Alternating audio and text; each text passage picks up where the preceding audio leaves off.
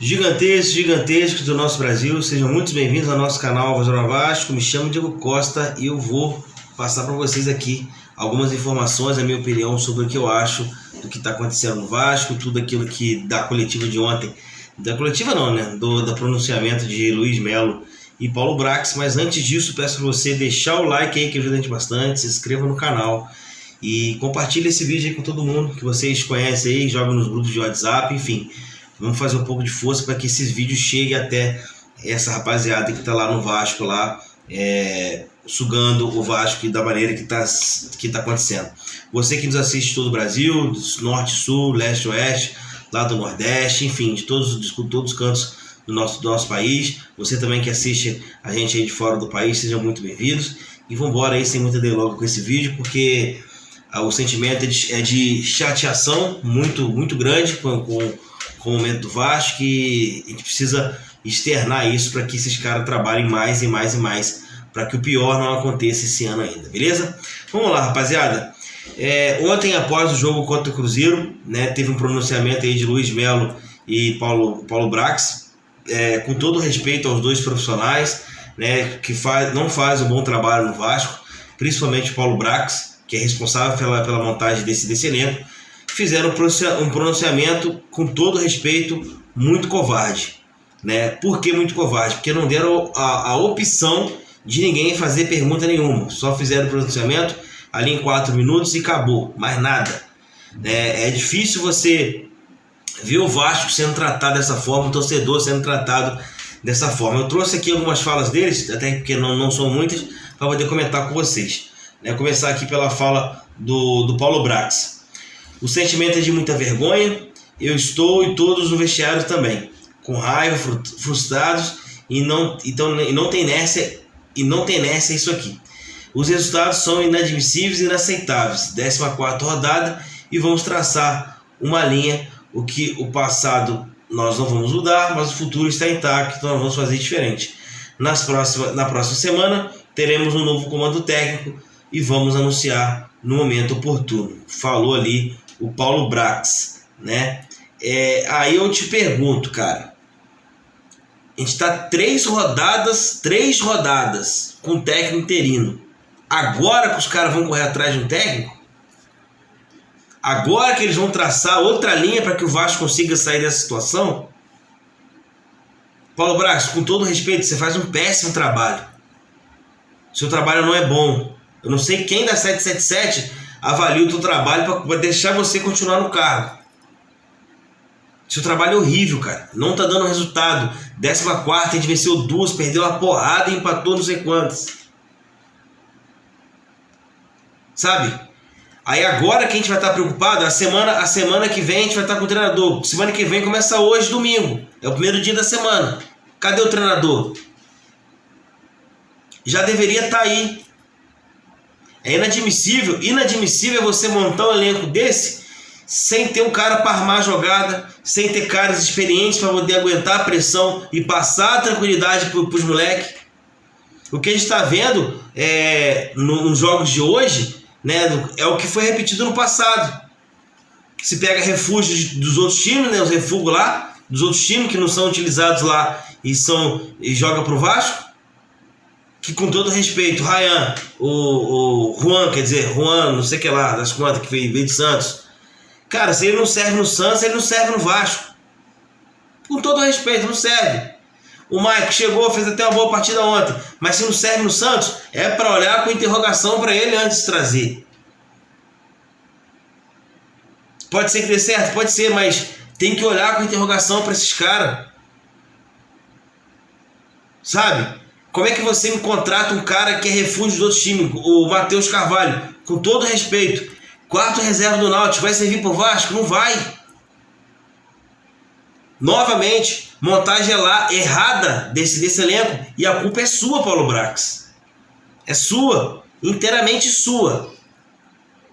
Você é o atual responsável e vai ser daqui para frente o responsável por ter montado essa equipe. Você pegou o time lá em dezembro, com o campeonato zerado, com tudo zerado, só foi anunciar o treinador em janeiro.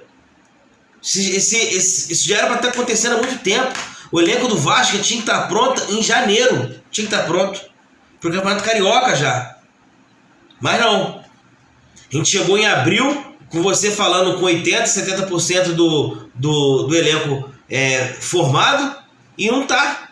Não tá. Simplesmente você faz um péssimo trabalho. Um péssimo trabalho. Não existe. Esse trabalho que você fez, se acontece em outro clube, você já estava fora.